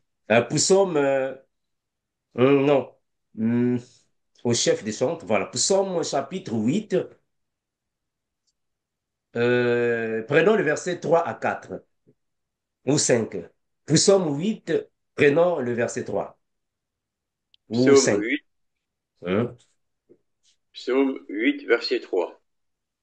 Par la bouche des enfants et de ceux qui sont à la mamelle, tu as fondé ta gloire pour confondre tes adversaires, pour imposer silence à l'ennemi et au vindicatif. Verset 5. Qu'est-ce que l'homme pour que tu te souviennes de lui, et le Fils de l'homme pour que tu prennes garde à lui. Amen. Tu as fait, vas-y, tu l'as fait. Tu l'as fait de peu inférieur à Dieu, et tu l'as couronné de gloire et de magnificence. Mes frères, regardez que ici, le frère est en train de démontrer l'infériorité de l'homme par rapport à Dieu. Donc ici, selon la prophétie, il est tenté de confirmer qu'en réalité, Dieu, lui, il peut tuer qui il veut et laisser en vie qui il veut. Et rappelez-vous, Dieu a même dit ça à Jérémie. Il dit, Jérémie, va chez le potier. J'espère que vous connaissez cette histoire-là. Va chez le potier. Jérémie est parti chez le potier. Dieu a dit, bon, commence à observer le potier. Le potier travaillait et malheureusement, il y avait des vases qui ne réussissaient pas et certains vases réussissaient. Et Dieu a dit à Jérémie, la même manière que le potier est en train de traiter les vases, moi je suis capable aussi de le faire. Mais frère, mettez ça un peu dans la compréhension. C'est-à-dire que Dieu est capable de préserver la vie et de tuer quelqu'un. Il est capable de te laisser en vie et de te détruire. Il est capable de le faire parce que c'est lui qui est le potier. Donc il ne faut pas penser que non, mais comment ça se fait que Dieu va prédestiner certaines personnes pour le salut ou certaines personnes pour la perdition? Mais il est Dieu. Il est capable de détruire et créer. C'est un potier. Je ne sais pas vous, est-ce que vous voyez cette histoire-là? Du potier, vous voyez ça? On va lire ça, mes frères, afin que vous puissiez comprendre comment est-ce que Dieu traite les personnes. Merci, ma sœur Élise. Jérémie chapitre 8, hein, voilà, 18, pardon. Pas bien, nous sommes là-bas. Jérémie chapitre 18. Regardez comment est-ce que Dieu traite les personnes ou peut traiter la race humaine. Jérémie 18. Regardez. Parce que les personnes pensent que non, mais Dieu ne peut pas tuer les gens. Comment est-ce que celui qui a la bonté va encore tuer les bébés? Le frère. Jérémie chapitre 18. Jérémie 18. Commence à partir du verset premier, mon frère. Tu vas descendre petit à petit. Comprenons comment est-ce que Dieu peut traiter les humains. Jérémie 1, 18, 1, on descend. Jérémie 18, la Bible déclare. La parole qui fut adressée à Jérémie de la part de l'Éternel en ces mots. Lève-toi et descends de la maison du potier. Là, je te ferai entendre mes paroles. Je descendis dans la maison du potier, et voici, il travaillait sur un tour. Le vase qu'il faisait ne réussit pas. Comme il arrive à l'argile dans la main du potier, il en refit un autre vase, tel qu'il trouvera bon de le faire. Et la parole de l'Éternel me fut adressée en ces mots. Ne puis-je pas agir envers vous comme ce potier, maison d'Israël, dit l'Éternel? Voici comme l'argile est dans la main du potier, ainsi vous êtes dans ma main, maison d'Israël. Soudain, je parle sur une nation, sur un royaume, d'arracher, d'abattre et de détruire. Mais si cette nation, sur laquelle j'ai parlé, revient de sa méchanceté, je me repens du mal que j'avais pensé lui faire. Et soudain je parle sur une nation, sur un royaume, de bâtir et de planter. Mais si cette nation fait ce qui est mal à mes yeux et n'écoute pas ma voix, je me repens du bien que j'avais eu l'intention de lui faire. Merci, mon frère. Mes frères, Amen. Merci, Papa Bello. Si nous voulons réellement comprendre les Écritures, comparons les versions de Bible. C'est très important. Ici, mes frères, faisons la lecture en la méditant à la maison. Nous allons comprendre ici que Dieu, lui, il est comme un potier. Et nous ne sommes nous ne sommes que l'argile, mes frères. Donc, il ne faut jamais croire que non, oh, mais comment est-ce que Dieu qui a créé les personnes, lui qui a la bonté, la miséricorde, il va encore tuer ces personnes-là? Non, mes frères. Dieu est capable de le faire, hein, mes frères. Dieu est capable de tuer, de détruire et créer, recréer. Il est capable de le faire. Donc, lui, dans sa bonté, dans sa décision, il a prédestiné les personnes. C'est lui qui les a créées. Ça va. Donc, nous croyons qu'il y a la prédestination. Il a prédestiné ceux qui seront sauvés et ceux qu'il va expressément détruire. C'est sa volonté à lui. Ça va. Donc, pour ça, vraiment, il faut comprendre ça de cette manière-là. Il est Dieu, il est souverain. Voilà pourquoi on l'appelle souverain. Et qu'est-ce que signifie souverain? Un souverain, c'est celui qui prend des décisions. Il n'a pas de conseiller. Et qui était son conseiller? Hmm? Dieu n'a pas de conseiller, donc il fait tout. Maintenant, nous sommes ici. Dieu peut dire, bon, je vais vous disperser d'ici. Et il nous disperse.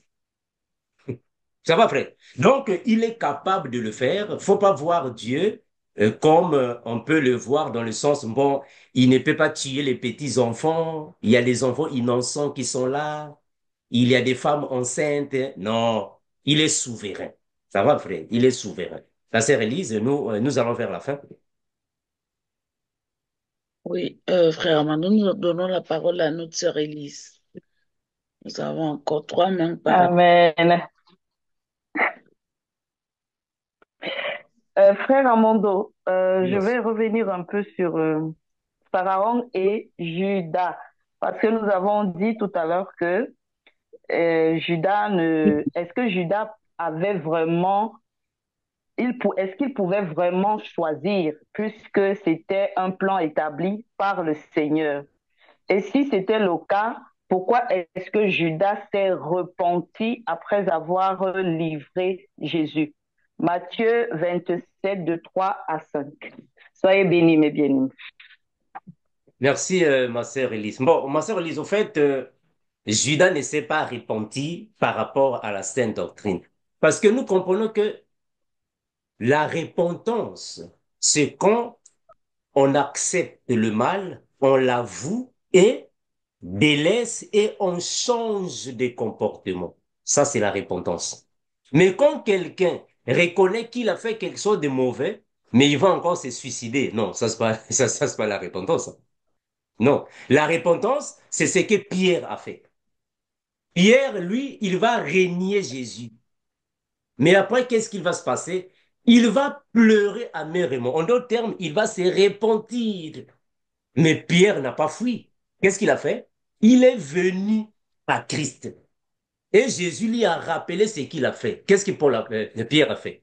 Il a accepté qu'il a fait quelque chose de mauvais. Mais il a continué au pied de Jésus. Ça, c'est la repentance. Mais par contre, Judas, ce qu'il a fait, non. Il a reconnu que ce qu'il a fait, c'était mauvais. Il est reparti remettre les pièces d'argent. Mais qu'est-ce qu'il a fait? Il est parti se suicider. Non. Quand déjà tu te suicides, donc tu prépares déjà le chemin pour la perdition pour toi-même. Donc Judas, là-bas, on ne va pas dire que Judas s'est repenti. Non, ça c'est pas la repentance. C'est comme l'autre, c'est comme Ésaü, non? Ésaü et Jacob, non? C'est ça, non? Jacob et Ésaü. Ils ont eu quelques conflits et après, le grand frère a voulu faire du mal à son cadet, à son frère cadet.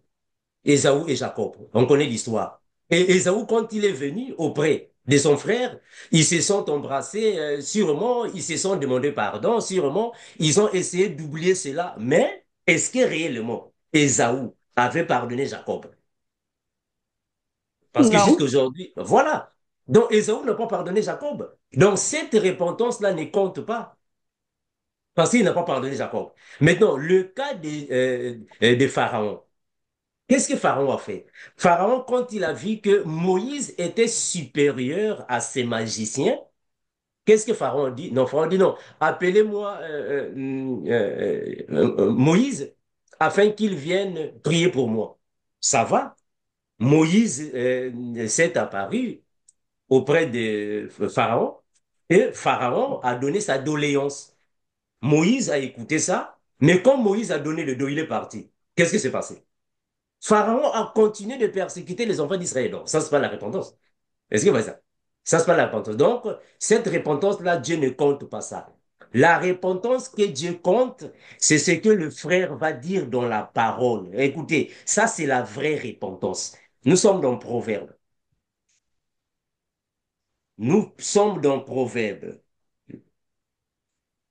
Proverbe va dire, ça, c'est la repentance. La vraie repentance, c'est ça. Proverbe 28, 18. Ça, c'est la repentance. Ça va. Proverbe 28, 18. Qu'est-ce qu'il dit là-bas? Proverbe 28, verset 18, la Bible déclare. Non, prends 13, mon bien-aimé, pardon. 13, pardon. 13. Verset 13. Mhm. Celui qui cache ses transgressions ne prospère point, mais celui qui les avoue et les délaisse obtient miséricorde. Voilà, je Amen. continue le verset 14. Heureux l'homme. Heureux l'homme qui est continuellement dans la crainte, Mais celui qui endurcit son cœur tombe dans le malheur. Ça, c'est la vraie repentance. La, la meilleure façon de se repentir, c'est ça. Celui qui cache ses transgressions ne prospère point, mais celui qui les avoue et les délaisse. Ça, c'est la repentance. C'est-à-dire que tu acceptes que tu as fait quelque chose de mauvais, tu les avoues et tu les délaisses. Le verset 14 dit, heureux l'homme qui est continuellement dans la crainte de Dieu. Ah, voilà. Ça, c'est la repentance. Donc, tu acceptes ton mal, tu avoues, tu les délaisses et tu continues dans la crainte de Dieu. Ça, c'est la repentance. Bon, maintenant, si tu viens ici, bon, mes frères, moi, je demande pardon. On m'a attrapé dans l'impudicité, vraiment, pardonnez-moi, que le Seigneur me pardonne, vous aussi pardonnez-moi. Ça va, on t'a pardonné, on va prier ensemble, ça va, on va oublier, ça va, le Seigneur a pardonné, amen, amen, amen. Mais après une semaine, on t'attrape encore dans l'hôtel avec une autre sœur. Oh, mais non, non, ça c'est pas la repentance. Cette repentance-là ne compte pas. Parce que tu t'es repenti, mais tu continues dans le mal. Ça ne compte pas. C'est comme Judas. Judas, apparemment, il va se repentir, ok, il va remettre de l'argent, mais dommage, il va se suicider. Non, ça va? Ça, c'est pas la repentance, ça. La sœur Edwige. Amen. Merci, frère. Nous donnons la parole à notre sœur Pauline. Ah oui, est-ce que c'était juste toujours à la suite de la prédestination? C'est parce que les personnes à qui j'essaie de dire ce que le frère Mando a dit concernant la prédestination, il y a un verset que j'utilise souvent, je ne sais pas si cela correspond. Je leur Allez. dis que il écrit que, je ne me souviens pas du verset, que Dieu a créé le méchant pour le jour du malheur. Donc, je ne sais pas, Hmm. ça correspond à ce message de la prédestination. Que même le méchant, c'est Dieu qui l'a créé. Soyez Ne, bénis. merci. Non, mais mes frères, toute chose qui existe sur la terre a été créée par Dieu. Dieu est le créateur. Il y a un seul créateur, il n'y a pas deux créateurs. Dieu, c'est lui qui a créé. Satan n'a pas créé. Dieu a créé.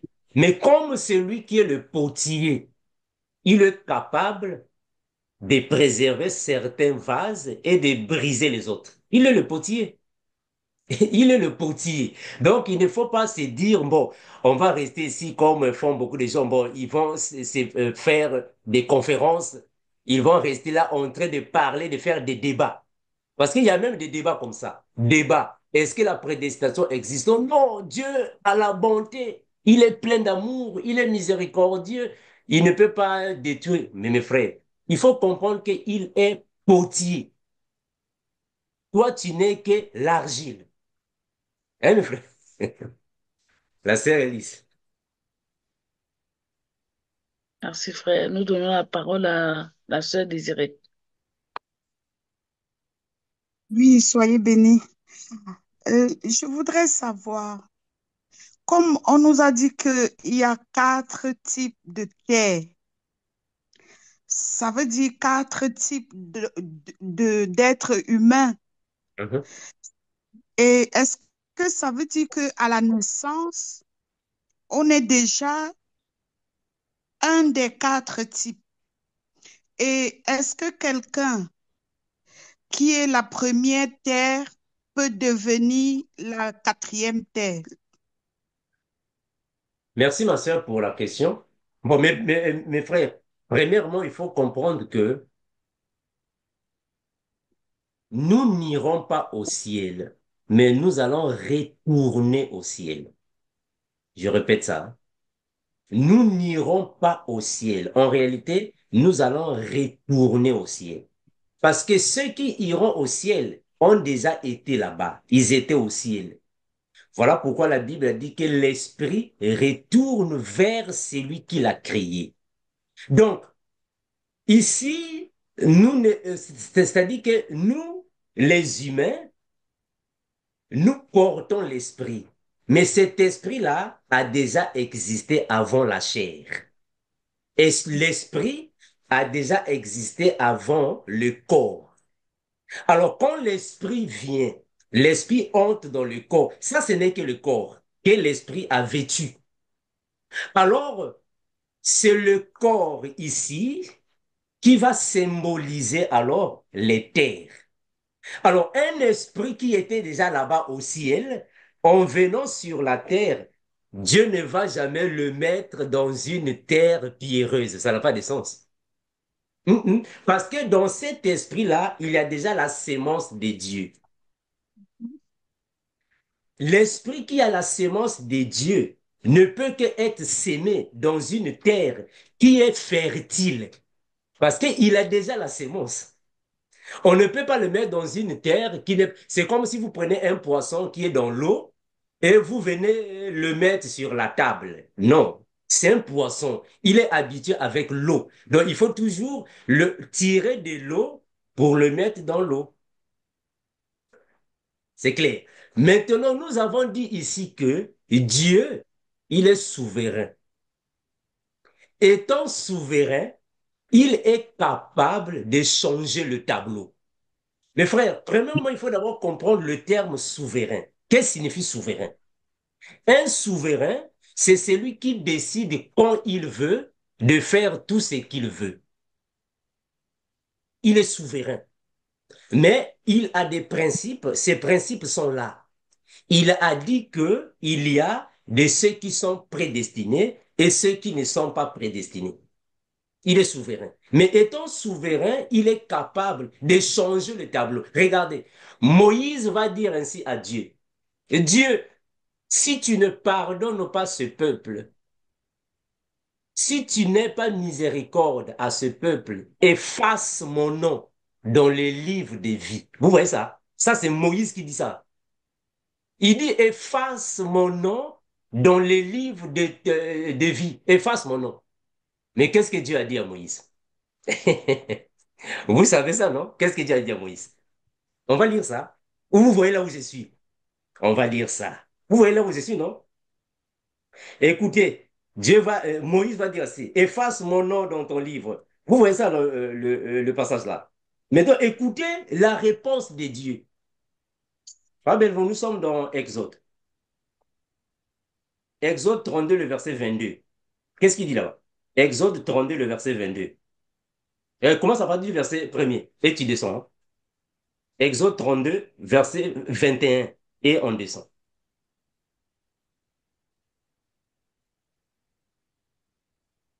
C'est ça, non? Exode 32, verset 21. La Bible déclare. Moïse dit à Aaron, Oh, non. Non, non, écoute mon frère. Non, 32, pardon. Prends 32, pardon. Exode 32, le verset 31 à 32, mes excuses. D'accord. Moïse retourna vers l'Éternel et dit, ah, ce peuple a commis un grand péché. Ils se sont fait un dieu d'or. Pardonne maintenant leurs péchés. Sinon, efface-moi de ton livre que tu as écrit.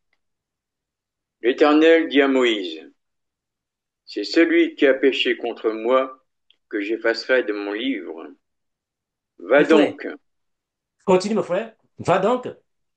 conduis le peuple où je t'ai dit. Voici, mon ange marchera devant toi, mais au jour de ma vengeance, je les punirai de leurs péchés. Mes frères, est-ce que vous L'Éternel, voyez ce que Dieu est en train de dire? Continue, mon frère. Continue le verset dernier. L'Éternel. l'Éternel frappa le peuple parce qu'il avait fait le veau fabriqué par Aaron. Amen. Frère Ruben, dans ta version, qu'est-ce qu'on a dit? Prends seulement le verset 31 et 32 hein, et 33. Verset 31. Moïse retourne vers le Seigneur. Il lui dit, hélas, Seigneur, ce peuple a commis un péché grave. Ils ont fabriqué un Dieu en or. Pardonne-leur, je t'en prie. Sinon, efface mon nom du livre de vie que tu as écrit. Le Seigneur lui répond, non, de mon livre, je n'effacerai seulement le nom de ceux qui ont péché contre moi. Très bien. Amen. Mes frères, est-ce que vous voyez ce que le souverain est en train de dire ici? Vous comprenez ça? Donc, le souverain, lui, il est en train de dire non, il peut effacer. Mes frères, vous blaguez avec le souverain. Donc, lui, Il peut effacer seulement ceux qui ont péché contre lui.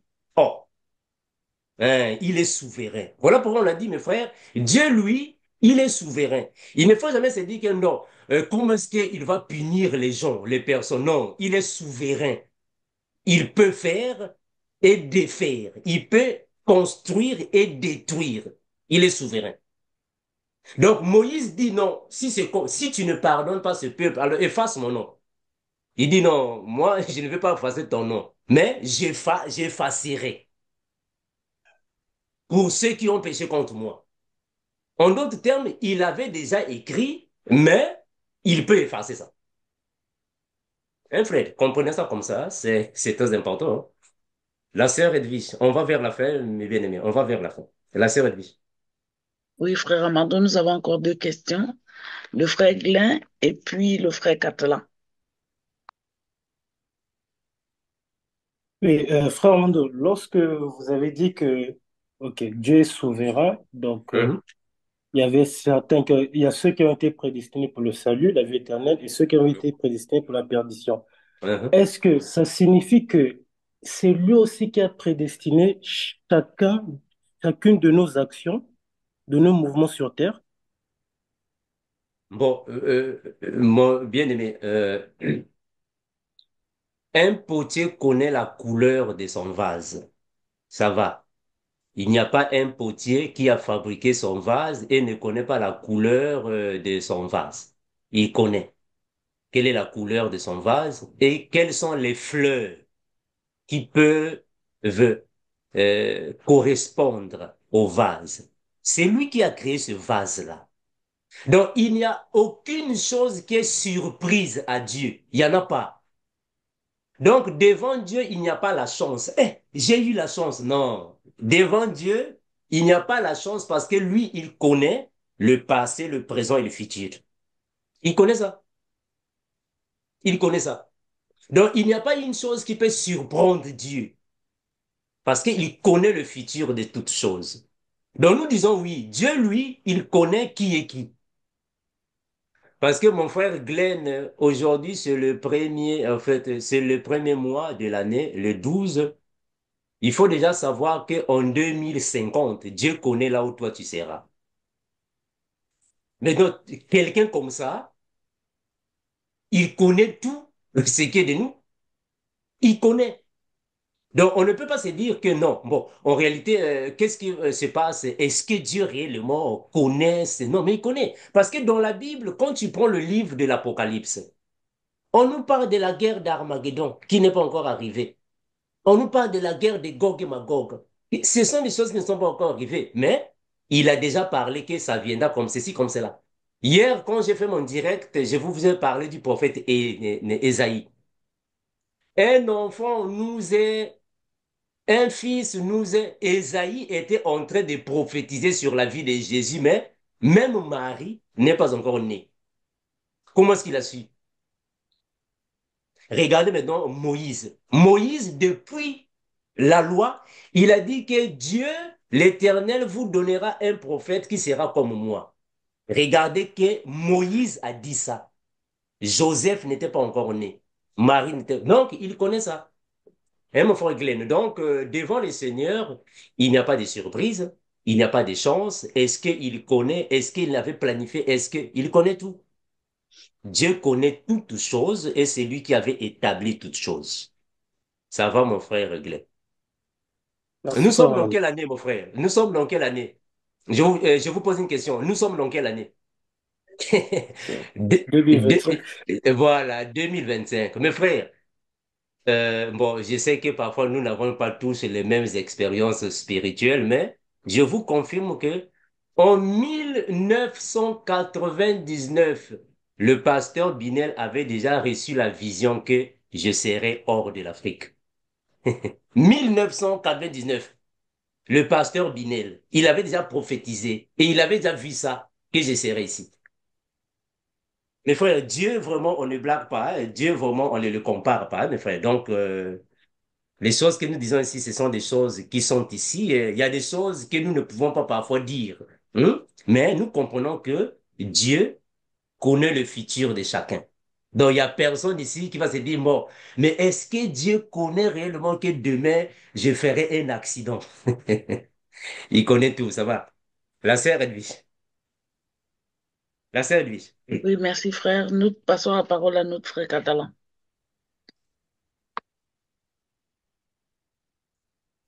Bonsoir tout le monde. Salut, frère Catalan.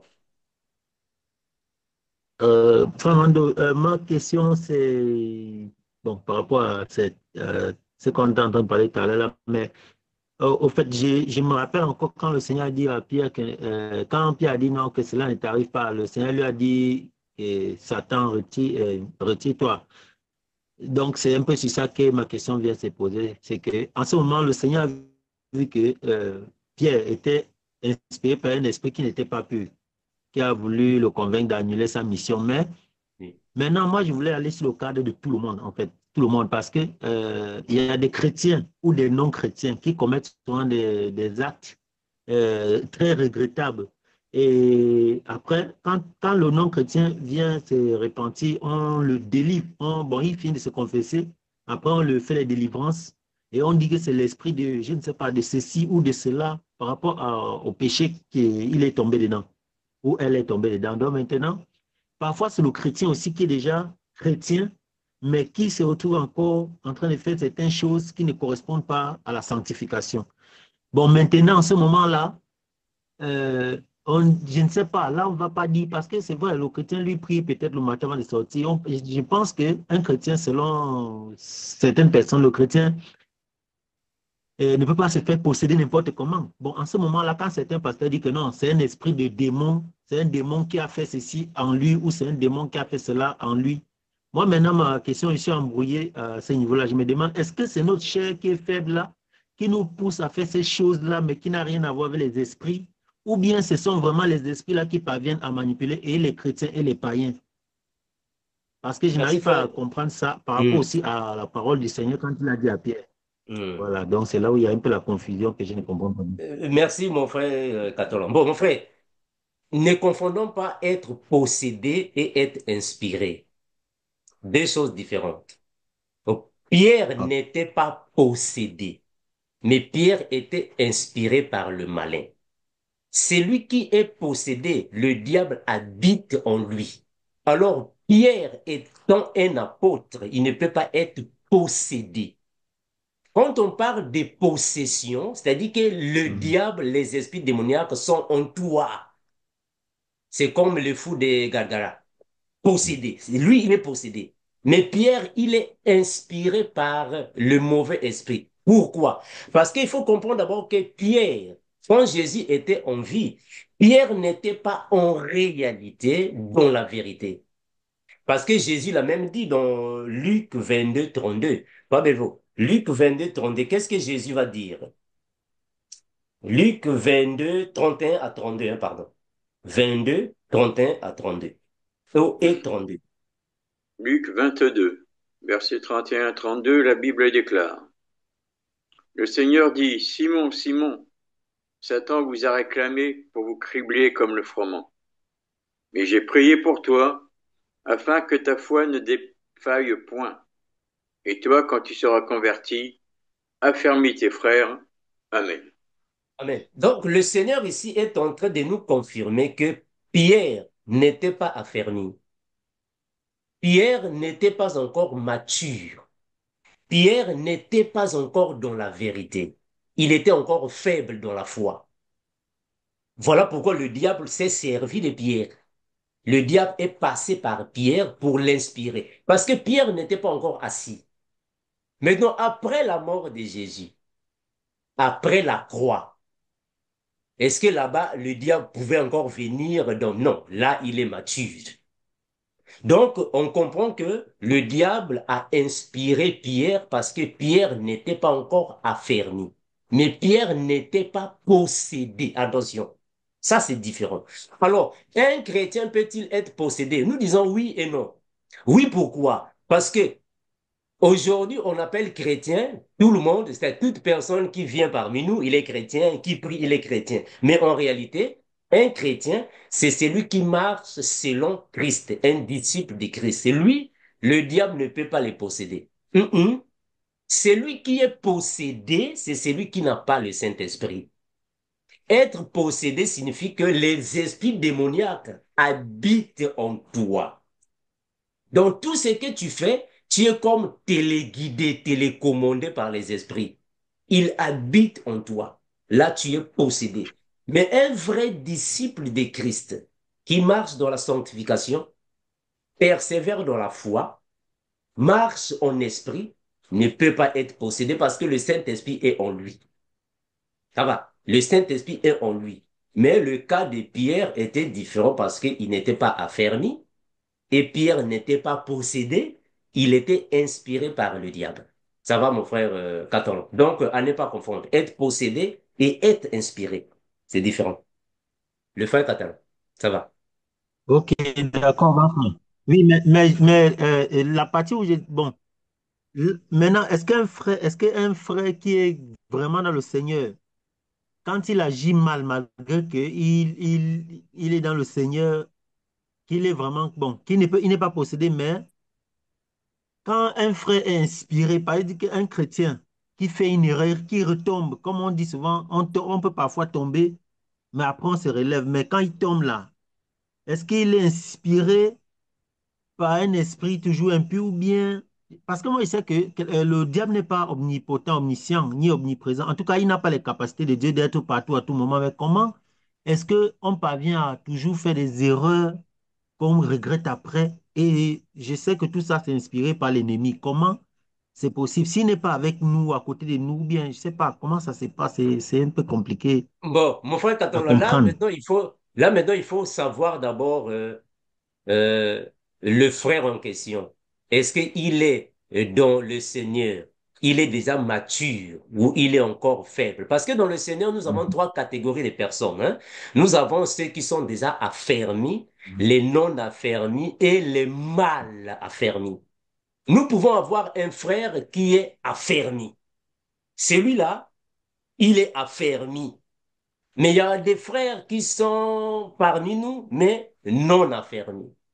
Certains parmi nous qui sont mal affermis.